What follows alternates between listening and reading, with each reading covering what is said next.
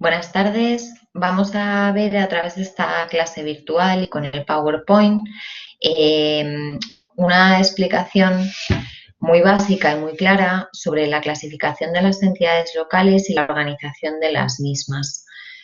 No solo vamos a ver las entidades locales territoriales, sino también las que no tienen este carácter o esta naturaleza. Para comenzar con ello, vamos a irnos al artículo 3 de la Ley de Bases de Régimen Local, ley que vamos a manejar a lo largo de toda esta explicación. Este artículo 3 es básico para entender todas las entidades locales. ¿Por qué? Porque te indica en su apartado primero qué entidades tienen el carácter de entidades locales territoriales, es decir, aquellas cuya base esencial y fundamental es el territorio, y son el municipio, la provincia y la isla de los archipiélagos Balear y Canario. Pero el propio artículo 3, en su apartado 2, indica que también tienen la consideración de entidad local las comarcas u otras entidades que agrupen varios municipios, las áreas metropolitanas y las mancomunidades de municipios. En este segundo apartado aparecen las entidades que no tienen la naturaleza de territoriales, pero que sí tienen la consideración de entidad local. Tenemos que tenerlo muy claro de cara a los exámenes, especialmente a las preguntas de test. También es muy importante una modificación que se introdujo en la Ley de Bases de Régimen Local, de acuerdo con la cual los entes de ámbito territorial inferior al municipio ya no son entidades locales. Antes se regulaban, a continuación de las mancomunidades de municipios, como entidades locales, tales como concejos, pedanías, anteiglesias, pero esta modificación de la Ley de Bases las cambia en su articulado al artículo 24 bis, de manera que, de acuerdo con la clasificación del artículo 3 y con su localización en el texto, ya no tienen la consideración de entidad local. Por lo tanto, esos concejos, pedanías, anteiglesias, caseríos, ya no son consideradas entidades locales y también es una pregunta habitual. Partiendo de esta clasificación, vamos a ir viendo las distintas entidades. Primero vamos a comenzar con unas consideraciones generales. En primer lugar, el artículo 137 de la Constitución, como ya sabéis, indica que el Estado se organiza territorialmente en municipios, provincias y las comunidades autónomas que se constituyan. Por lo tanto, se define un Estado descentralizado donde existen tres niveles político-administrativos: el estatal, el autonómico y el local, donde incluimos esos municipios y provincias. Siguiendo al Tribunal Constitucional, cada nivel territorial de los tres que hemos citado está dotado de un nivel distinto de autonomía. Así como indica este órgano constitucional, el Estado es titular de la soberanía única en el Estado.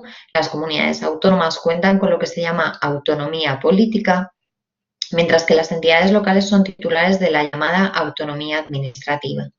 La diferencia fundamental y esencial entre la autonomía de las comunidades autónomas y la de las entidades locales radica en que las comunidades autónomas cuentan con potestad legislativa, con asamblea legislativa, con capacidad de aprobar leyes, mientras que las entidades locales solo cuentan con poder ejecutivo, no cuentan con una capacidad legislativa para aprobar normas con este rango.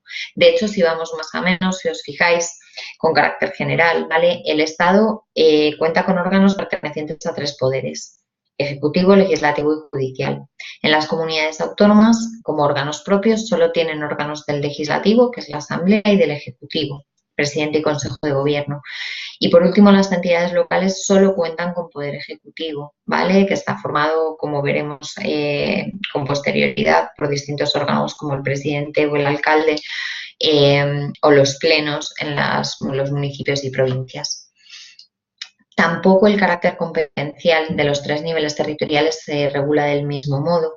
La Constitución española sí recoge el sistema competencial del Estado y las comunidades autónomas a través de un sistema de listas, clasificado por la doctrina como de doble lista aparente, mientras que en el caso de las entidades locales es el legislador ordinario, a través de esta Ley de Bases de Régimen Local, el que va a regular las competencias propias o atribuidas por delegación, tanto de municipios como de provincias.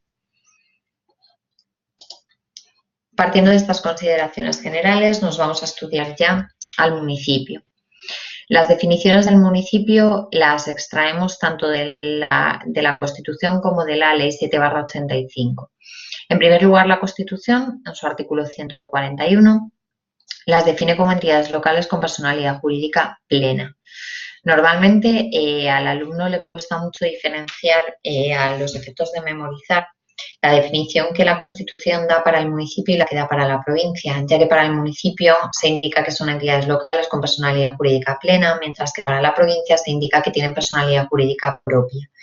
En primer lugar, tenemos que tener claro que la diferencia es meramente lingüística. ¿En qué sentido? En la que el constituyente lo único que pretendía era evitar que se entendiese que esa personalidad jurídica de municipio y provincia eran la misma. Es decir, lo que se trata de la Constitución es de dejar claro que la personalidad jurídica del municipio y la de la provincia son totalmente diferentes, ¿vale? No tienen nada que ver uno con otro y, por lo tanto, cada ente tiene personalidad propia para actuar en su propio nombre. Al margen de eso, el ámbito de esa personalidad la van a regular las leyes. Por lo tanto, como consejo, utilizar regla mnemotécnica provincia propia, ¿vale? Y municipio plena, es decir, la provincia tiene personalidad jurídica propia, provincia propia. Al margen de eso, también la Ley de Bases, en su artículo 1, señala que son las entidades básicas de la organización territorial y los cauces inmediatos de participación ciudadana en los asuntos públicos que gestionan con autonomía los intereses propios de las colectividades. El artículo 11 de la propia Ley de Bases señala además que el municipio es la entidad local básica de la organización territorial del Estado. Es el peldaño más bajo, ¿vale? Pero también el que se acerca más a la gestión ciudadana. Tiene personalidad y plena capacidad para el cumplimiento de sus fines. Hay tres elementos, de acuerdo con la Ley de Bases de Régimen Local, que configuran el municipio: el territorio, la población y la organización. Veamos cada uno de ellos. El territorio se define en el artículo 13 de la Ley de Bases de Régimen Local, artículo de gran relevancia, ¿vale?, a la hora de verificar la alteración de esos municipios, su creación, su fusión, su posible segregación. Se define el municipio o el término municipal, es decir, el territorio, como el territorio en el que el ayuntamiento ejerce sus competencias. Cada municipio tiene que pertenecer exclusivamente a una sola provincia. La creación o supresión de términos municipales, así como la alteración de los mismos, se regula por la legislación de las comunidades autónomas. No debemos olvidar que la Ley de Bases es básica, es decir, no llega a todos los aspectos porque la competencia del Estado se basa en unas bases. Por lo tanto, lo que no aparece en esta legislación básica es competencia autonómica. Pero en todo caso, como ley básica, se establecen una serie de requisitos necesarios para proceder a crear, suprimir o alterar términos municipales. En todo caso, se exige audiencia de los municipios interesados, dictamen del Consejo de Estado u órgano consultivo equivalente de la comunidad autónoma si lo hay, informe de la administración que ejerza la tutela financiera, que es aquella administración, puede ser la intervención, ¿vale?, bien de estatal, autonómica o local, y dar conocimiento a la Administración General del Estado, es decir, informarla. En caso de creación, además, es necesario un núcleo de población mínimo de 5.000 habitantes y que el nuevo municipio que se cree sea sostenible y cuente con los recursos para cumplir las competencias sin que se reduzca la calidad de los servicios que se presten. Como sabéis, los artículos 25 y 26 de la Ley de Bases de Régimen Local regulan las competencias y los servicios derivados de esas competencias. El artículo 25 indica qué competencias tiene cada municipio, ¿vale?, igual que se hace con el Estado o con las comunidades autónomas. Y el artículo 26 lo que señala es qué servicios tienen que prestar los distintos municipios en función de la población, es decir, qué servicios tienen que tener como propios en función de la población. Lo que te indica aquí es que no se puede crear un municipio si se reduce la calidad de esos servicios que se están prestando, ¿vale? Los municipios, con independencia de su población, podrán además fusionarse. Esto también fue una modificación introducida en la Ley de Bases de Régimen Local en los últimos años y la finalidad es el logro de un ahorro, es decir, donde había 2 ayuntamientos, que haya solo uno. De ahí que en la Ley de Bases se fomenten las ayudas, subvenciones, etcétera, a aquellos municipios que traten de fusionarse. La fusión se hace a través de un convenio de fusión que tiene que aprobarse por mayoría simple de cada uno de los plenos fusionados, y el nuevo municipio, eso sí, no puede segregarse hasta transcurridos 10 años. El segundo elemento a tener en cuenta en el municipio es la población. Toda persona que reside en España está obligada a inscribirse en el padrón del municipio en el que resida con habitualidad. El que vive en varios municipios tiene que inscribirse en el que reside más días al año, es decir, mitad más uno de los días al año. Ese conjunto de personas que se inscriben en el padrón constituyen lo que se llama la población del municipio, y la inscripción en el padrón otorga la condición de vecino. Esa condición de vecino que se adquiere en el momento de inscripción en el padrón genera una serie de derechos y deberes a los vecinos. Normalmente tenemos en cuenta el derecho de sufragio activo y pasivo o el deber de contribuir al cumplimiento de las competencias del municipio, bien mediante prestaciones personales o patrimoniales, es decir, bien mediante el abono de los respectivos tributos o bien mediante prestaciones personales que puedan establecerse. Por ejemplo, en los municipios pequeños se puede solicitar a los vecinos que procedan a limpiar cuando hay una nevada todas las calles. Además, o las calles colindantes a su vivienda.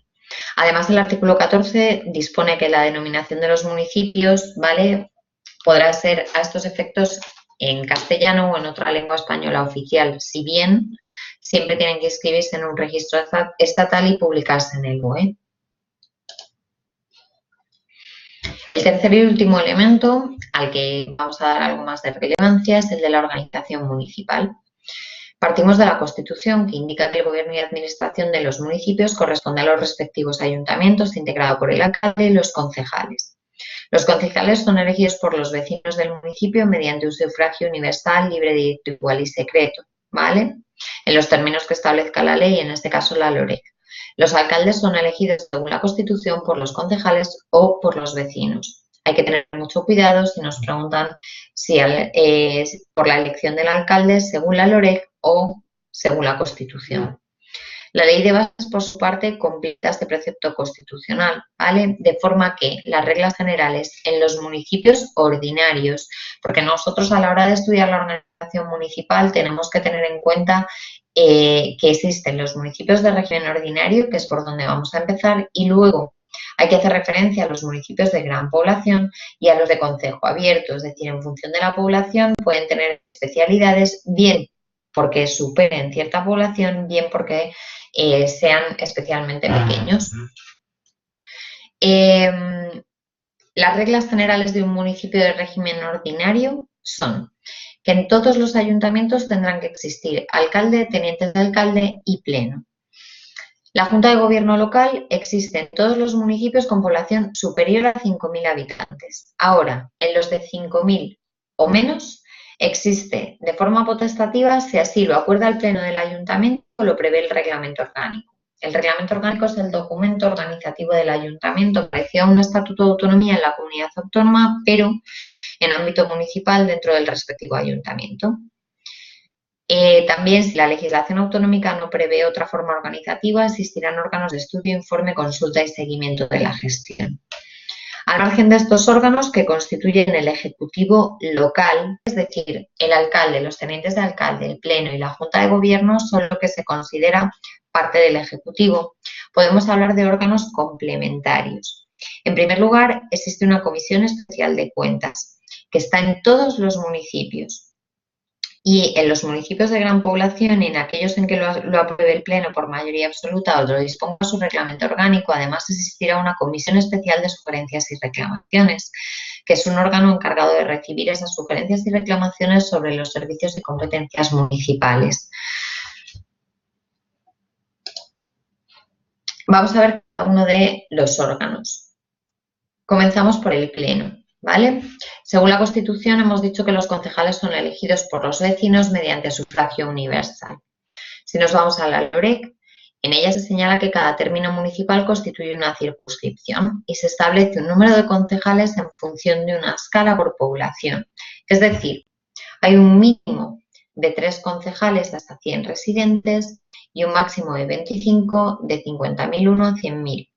De 100.001 en adelante, ¿qué hacemos? Se añade un concejal más por cada 100.000 residentes o fracción, ¿vale?, superior a esos 100.000, añadiéndose uno más además cuando el resultado sea par. Es decir, el número de concejales nunca puede resultar par, de forma que al final haya un alcalde y concejales, es decir, al final el alcalde es uno de los concejales. Por lo tanto, estarán el alcalde y un número par de concejales, ¿vale? Pero a la hora de elegir el pleno tiene que salir un número impar.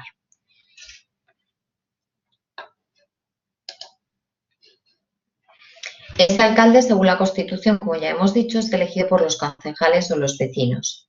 Nos vamos a la LOREC para aclarar cómo ha decidido la legislación de desarrollo establecer esta cuestión. Se indica que en la sesión constitutiva de la corporación se procede a la elección del alcalde, de forma que pueden ser candidatos todos los concejales que encabecen sus correspondientes listas, ¿vale? Se presentan las listas cerradas y bloqueadas y solo pueden ser candidatos aquellos concejales que las encabecen. Si bien la LOREC hace una excepción, en los municipios comprendidos entre 100 y 250 habitantes pueden serlo todos los concejales. Vale, si alguno de esos concejales presentado obtiene la mayoría absoluta de votos de los concejales en el pleno, es proclamado alcalde. Si ninguno de ellos obtiene esa mayoría, ya no hay una segunda votación. Simplemente es proclamado alcalde el concejal que encabice la lista que mayor número de votos populares ha obtenido en el municipio. Es decir, lo que ha hecho la LOREC ha sido una especie de mezcla de lo exigido en la Constitución. La Constitución indica que será elegido por los concejales o por los vecinos. Pues bien, en primer término es elegido por los concejales por mayoría absoluta, pero si no se alcanza, el sufragio manda, de forma que la lista más votada, el que encabece la lista más votada sería el alcalde. Finalmente, si hay un empate entre listas, que evidentemente en municipios grandes no se da, pero en municipios pequeños es muy común, se resolverá por sorteo.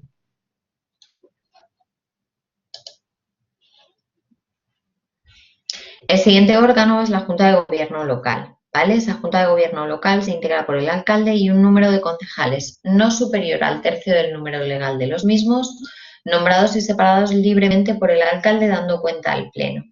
De esta forma, donde existe Junta de Gobierno Local, que es en los municipios de más de 5.000 o en los de menos, si así lo acuerda el Pleno o lo establezca el reglamento orgánico, es el alcalde el que de entre todos los concejales selecciona un máximo de un tercio para que integren junto al mismo la Junta de Gobierno Local. Esta Junta de Gobierno Local, si os fijáis, no tiene una serie de competencias propias en un municipio ordinario. Como competencias tiene la asistencia al alcalde y las atribuciones que el alcalde u otro órgano municipal le deleguen. De esta manera se considera un órgano de asistencia, de apoyo al alcalde, ¿vale? De alguna manera se convierte en un órgano de confianza, de que sus concejales sean elegidos directamente por ese alcalde.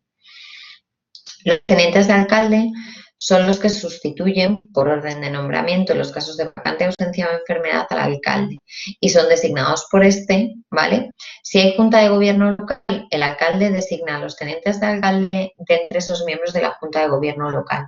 Si no, en aquellos municipios donde no haya Junta de Gobierno Local, libremente se elige de entre los concejales.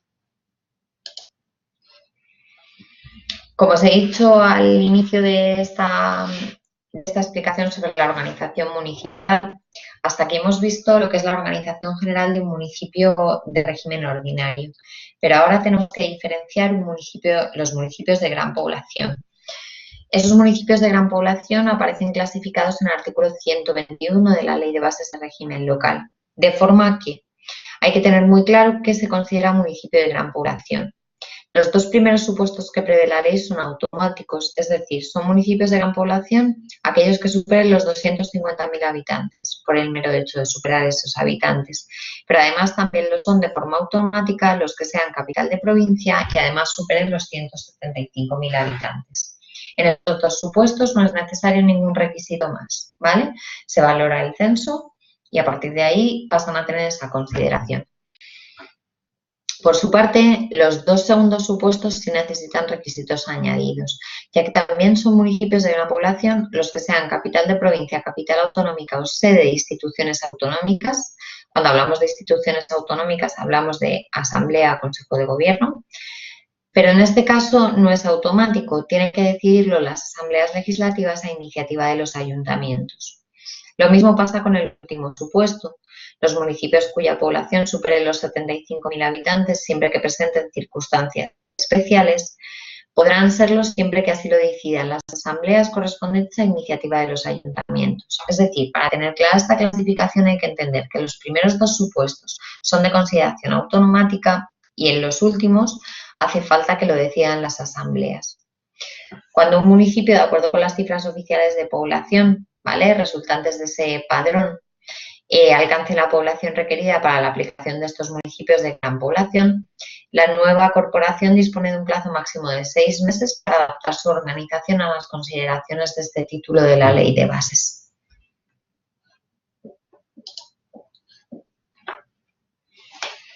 En cuanto a las especialidades de los municipios de gran población, os he puesto algunas, quizá las más llamativas y las más claras.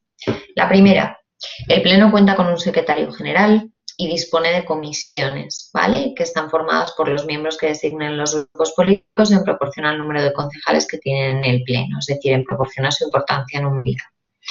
Los órganos superiores de los municipios de gran población son el alcalde y los miembros de la Junta de Gobierno local, con lo cual ya vemos que donde más relevancia se ve la diferencia entre un municipio de régimen ordinario y una de gran población es en la importancia que adquiere la Junta de Gobierno local dentro del Ejecutivo, ¿vale? De esta forma, la Junta de Gobierno local es el órgano que, bajo la presidencia del alcalde, colabora de forma colegiada en la dirección política y ejerce funciones ejecutivas y administrativas, es decir, en los municipios de gran población, la Junta de Gobierno local ya no es un órgano de asistencia que ejerce competencias que se le deleguen o se le atribuyan, sino que tiene competencias propias establecidas en la propia ley. Esta Junta de Gobierno local, dadas esas competencias, responde políticamente ante el Pleno de forma solidaria al margen de la responsabilidad directa de cada uno de sus miembros. Tiene que quedar claro que en un primer momento, cuando se hizo esta modificación, se permitía que personas que no ostentasen la condición de concejales pudiesen ser nombrados miembros de la Junta de Gobierno. Esto fue objeto de recurso de inconstitucionalidad y el tribunal en sentencia declaró nulo este apartado, dado que consideraba que vulneraba las previsiones constitucionales, ya que la Constitución te indica que el Gobierno y la Administración corresponden a los respectivos ayuntamientos integrado por el alcalde y los concejales. Si nosotros incluimos a la Junta de Gobierno como parte de ese Ejecutivo o de ese Gobierno y Administración, y dentro del mismo, además, incluimos a personas no elegidas por sufragio, se llegó a la conclusión de que se estaba incumpliendo el mandato constitucional, ¿vale?, de tratarse de órganos de carácter representativo. La Secretaría de esta Junta de Gobierno local corresponde a uno de sus miembros, siempre que reúna la condición de concejal designado por el alcalde. Las deliberaciones de la Junta de Gobierno local, la parte de la Secretaría que os he indicado, siempre son concejales, ¿vale? Lo que pasa es que la Ley de Bases en algunos puntos está redactada de forma que da lugar a ciertas dudas. No hay miembros en la Junta de Gobierno local a día de hoy que no sean concejales, por lo tanto la Secretaría pertenece a uno de sus miembros designado por el alcalde. Sus deliberaciones son secretas. Dejando a un lado la Junta de Gobierno local, además es propio de los municipios de gran población que los ayuntamientos creen distritos. Son divisiones territoriales, ¿vale?, para de alguna manera impulsar y desarrollar por zonas la participación ciudadana, la gestión municipal. Corresponde al Pleno de la Corporación la creación de estos distritos y al frente de cada distrito existe un concejal. Además hay una asesoría jurídica encargada de ese asesoramiento y defensa en juicio del ayuntamiento, el Consejo Social de la ciudad, un órgano para la gestión económico-financiera presupuestaria, un órgano de gestión tributaria, la intervención general municipal, un órgano para resolver reclamaciones económico-administrativas, la Comisión Especial de Sugerencias y Reclamaciones, que además de en estos municipios existirá, como hemos dicho, en los que así lo acuerde el Pleno por mayoría absoluta o lo establezca el reglamento orgánico, y la Conferencia de Ciudades. Además de estos municipios de gran población, también tienen un régimen especial los municipios que se llaman de régimen de concejo abierto, regulados en el artículo 29 de la Ley de Bases de Régimen Local, que también fue objeto de modificación en los últimos años. La Constitución prevé esta posibilidad, ya que indica que la ley regule las condiciones en las que proceda el concejo abierto. Así, el artículo 29 indica que funcionan en concejo abierto, en primer lugar, los municipios que tradicional y voluntariamente cuentan con este singular régimen de gobierno y administración. Hasta la última modificación, además, se incluían en este apartado también los de menos de 100 habitantes. Ese requisito de población se ha suprimido, de forma que en su caso serán las comunidades autónomas las que puedan establecer un requisito de población. En segundo lugar, además, también se rigen por concejo abierto aquellos otros en que la localización geográfica, la mejor gestión de los intereses u otras circunstancias lo hagan aconsejable. Si bien en este segundo supuesto y solo en el segundo se exige que lo pidan la mayoría de los vecinos, que lo apruebe el ayuntamiento por 2/3 y la comunidad autónoma. Lo propio de los municipios en régimen de concejo abierto, dado que son municipios pequeños, es que el gobierno y administración municipales corresponden a un alcalde y a una asamblea vecinal de la que forman parte todos los electores, es decir, todos aquellos con capacidad, con mayoría de edad, ¿vale? Es una forma de participación directa ciudadana. El artículo 23 dice que los ciudadanos tienen derecho a participar en los asuntos públicos, bien directamente o a través de representantes libremente elegidos. Una de las formas de participación directa en los asuntos públicos es este concejo abierto, justo porque todos los ciudadanos, a través de la asamblea vecinal, gestionan los asuntos propios del municipio. Estos municipios ajustan su funcionamiento a los usos, costumbres y tradiciones locales. De hecho, algunos reglamentos, ¿vale?, que rigen en municipios de concejo abierto indican pues que estén presentes la mayoría de los miembros de la asamblea y, en todo caso, como mínimo 10. Son municipios tan pequeños, ¿vale?, que se rigen por unos usos y tradiciones, se reúnen en determinados lugares, al toque de la campana, cuestiones de ese tipo. Los alcaldes de las corporaciones de municipios de menos de 100 residentes, tened en cuenta que los dos apartados que vamos a ver ahora parten de lo que os he indicado antes, es decir, hasta la última modificación, ¿vale?, que se hizo importante de la Ley de Bases de Régimen Local, automáticamente todo municipio de menos de 100 habitantes era considerado en régimen de concejo abierto. Desde que eso no existe, hay municipios que se han quedado un poco en el limbo. Entonces, ¿qué se les dice a estos municipios? Vale, pues los de menos de 100 habitantes se les permite a los alcaldes convocar a sus vecinos en concejo abierto para decisiones de especial trascendencia. Ahora bien, si se convoca en concejo abierto para estas decisiones, la decisión que se tome será vinculante, ¿vale? Y luego te indica la propia ley de bases que los municipios que con anterioridad venían obligados en función del número de residentes, es decir, menos de 100, a funcionar en concejo abierto, pueden continuar con este régimen especial si, una vez que se celebren elecciones y se haga una sesión constitutiva de la corporación, ¿vale?, convocada a la asamblea vecinal, así lo acuerdan por unanimidad los 3 miembros electos y la mayoría de los vecinos. Cuando hablamos de los 3 miembros electos, hablamos de los 3 concejales, que corresponde a todo municipio de menos de 100 habitantes. Nosotros antes, cuando hemos visto qué número de concejales corresponden a cada municipio, hemos visto que el mínimo son 3, ¿vale?, para municipios de hasta 100 habitantes. Bien, pues esos 3 concejales, por unanimidad, tienen que decidir, ¿vale?, volver a concejo abierto y, además, apoyarle a la mayoría de los vecinos.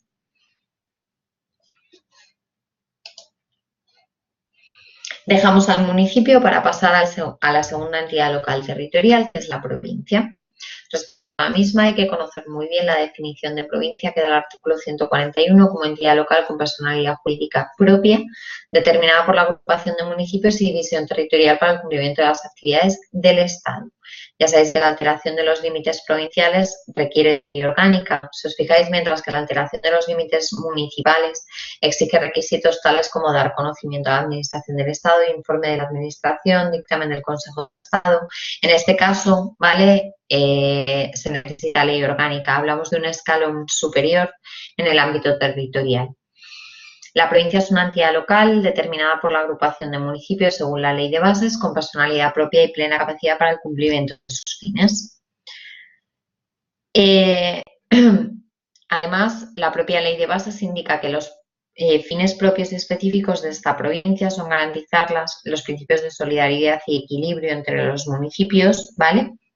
Y en particular asegurar la prestación adecuada de la totalidad del territorio provincial de los servicios de competencia municipal, es decir, de alguna manera se convierten en una entidad supramunicipal para la vigilancia y control de esa prestación de servicios y además le corresponde participar de la coordinación de la administración local con la de la comunidad autónoma y el Estado.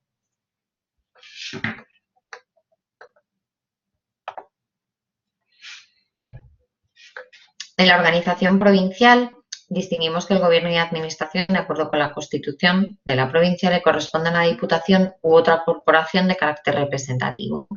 En los archipiélagos, las islas tienen su propia forma de gobierno y administración, como cabildos o consejos, y los veremos después.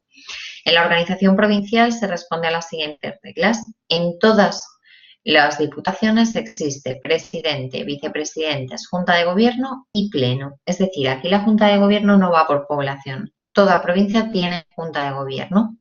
Si la legislación autonómica no prevé otra forma organizativa, además habrá órganos de estudio, informe, consulta y seguimiento.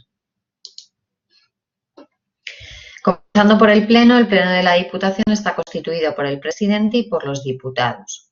El número de diputados correspondientes a cada diputación provincial se determina en función de los residentes de cada provincia y vamos de un baremo entre 25 y 51. Si bien aquí el número tope es 51 siempre, aquí no pasa como en el Pleno del Ayuntamiento en que se añade un concejal más por cada 100.000 residentes o fracción, no, el número tope son 51 y el mínimo son 25. Esto es una elección indirecta, es decir, nosotros no votamos de forma directa a los diputados provinciales, pero sí indirectamente, ya que todo diputado provincial tiene que ser concejal del respectivo ayuntamiento. Es decir, lo primero que se hace es, se celebran elecciones a los respectivos ayuntamientos, se conforman los plenos de los ayuntamientos, se eligen los mismos a los alcaldes y después la Junta Electoral, que es la administración electoral, de acuerdo con la LOREC, que vela por la buena marcha de las elecciones, procede a formar una relación de todos los partidos políticos, coaliciones, federaciones, ¿vale?, que hayan obtenido concejales dentro de los distintos ayuntamientos. Perdón. Y se solicita que remitan la lista de aquellos que van a obtener el carácter de diputados provinciales. Luego es una elección indirecta. Son concejales que adquieren además la condición de diputados. Respecto a los restantes órganos, la regulación es muy similar, ¿vale?, a la hora de estudiarla que lo que hemos visto en el municipio, de forma que el presidente, la elección se hace por el Pleno, ¿vale?, y se hacen dos votaciones, primera votación mayoría absoluta y aquí hay segunda votación, ¿vale?, simple en la segunda. La Junta de Gobierno, al igual que pasa en los municipios, se integra en este caso por el presidente y un número de diputados no superior a 1/3 del número legal de los mismos. Los nombra y separa también el presidente, dando cuenta al Pleno, y le corresponde la asistencia del presidente y las atribuciones que éste le delega o lo atribuyan las leyes. Luego, su regulación es pareja a la Junta de Gobierno del municipio, al margen de que las competencias atribuidas a una u otra sean diferentes. Además, los vicepresidentes sustituyen por orden de nombramiento en los casos de vacante, ausencia o enfermedad al presidente, siendo libremente designados por este nuevamente entre los miembros de la Junta de Gobierno, igual que pasaba con los tenientes de alcalde.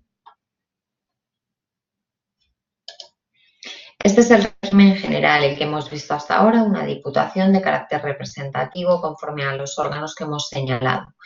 Pero la Ley de Bases de Régimen Local regula lo que llamamos regímenes provinciales especiales. En primer lugar, se considera régimen provincial especial los órganos forales de Álava, Guipúzcoa y Vizcaya. Ellos conservan su régimen peculiar, siempre dentro del marco del Estatuto del País Vasco, siéndoles de aplicación supletoria la Ley de Bases de Régimen Local, ¿vale?, en todo lo que no prevea su propia legislación específica. En segundo lugar, también son un régimen especial las comunidades autónomas uniprovinciales y la foral de Navarra. Un ejemplo claro es Madrid. Madrid, cuando se constituyó como uniprovincial, la provincia de Madrid accedió a su autonomía, la provincia de Madrid tenía su diputación y su estatuto de autonomía prevé que una vez constituida la comunidad autónoma, la Diputación se extinga y todos los medios, recursos y competencias pasen a pertenecer a la comunidad autónoma, es decir, se trata de evitar la duplicidad de órganos. De esta manera, las comunidades autónomas uniprovinciales no cuentan con diputación. También son regímenes especiales los cabildos y consejos, ¿vale? Es decir, los que hay en las islas, el tercer ente territorial mencionado en el artículo 3. Si comenzamos por los cabildos insulares, donde también, como truco os diré que debéis usar regla mnemotécnica, los cabildos son en Canarias, los consejos en Baleares, ¿vale? Los cabildos insulares son órganos de gobierno y administración de cada isla, ¿vale? Es decir, cada isla tiene un cabildo. Se rigen por las normas contenidas en una disposición adicional, la 14ª de la Ley de Bases y supletoriamente, ¿vale?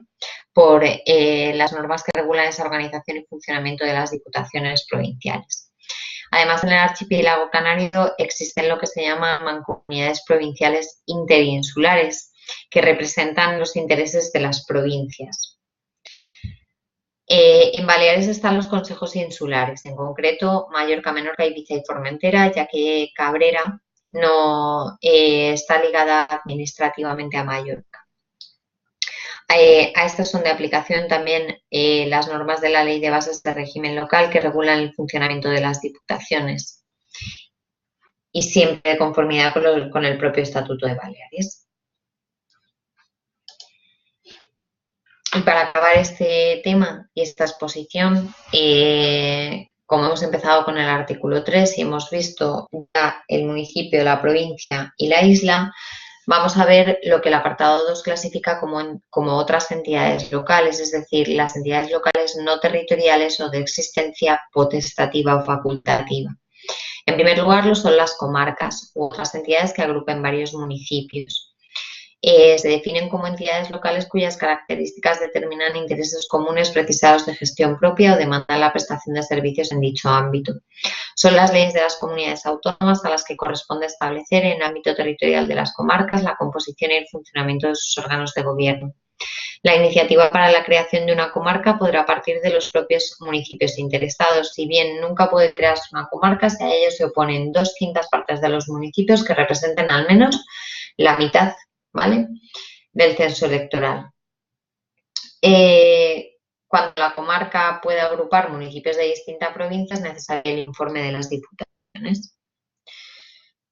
Normalmente, al estudiar las comarcas y las mancomunidades de municipios, de la definición, nos surgen las dudas de si no son muy similares.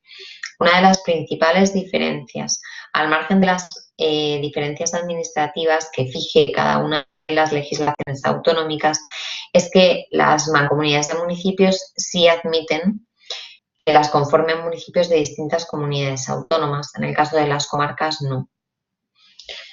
Vamos con las áreas metropolitanas. En este caso, la definición se establece como entidades locales integradas por municipios de grandes aglomeraciones urbanas entre cuyos núcleos de población existan vinculaciones económicas y sociales que hagan necesaria la planificación y coordinación de obras y servicios. Se crea mediante ley, eso sí, previa audiencia de la Administración del Estado y ayuntamientos y diputaciones afectados. Ley de las comunidades autónomas. El área metropolitana de Madrid no tiene ley, ¿vale?, de la Asamblea, no está legislada. Es un área que se llama histórica o tradicional, que parte de hace numerosos años, tiene una historia, una previsión, si bien no hay una legislación concreta y no figura en el registro correspondiente. ¿Por qué? Porque siempre que se ha intentado su regulación mediante ley de la Asamblea, no queda claro qué municipios la conforman y no se llega a un acuerdo final. Por último, las mancomunidades de municipios deriva del derecho de los municipios a asociarse, de forma que conformen un ente con personalidad y capacidad jurídica que se rige por unos estatutos propios. La Ley de Bases establece como necesario que en la elaboración participen todos los concejales constituidos en la Asamblea, que se emita informe de todas las diputaciones y los aprueben los plenos de todos los ayuntamientos de los municipios afectados. Como os digo, sí cabe que participen municipios de distintas comunidades autónomas. con esto terminamos la sesión o la clase virtual sobre las entidades locales. Espero que os haya resultado sobre todo aclaratoria y simplificatoria, porque es un tema bastante complejo, en que la ley de bases no es fácil, es extensa. Entonces, se trata de tener en este sentido y en estos aspectos ideas muy claras, al margen de después tener que estudiar las distintas competencias de cada uno de los órganos o de las propias entidades territoriales. Un saludo.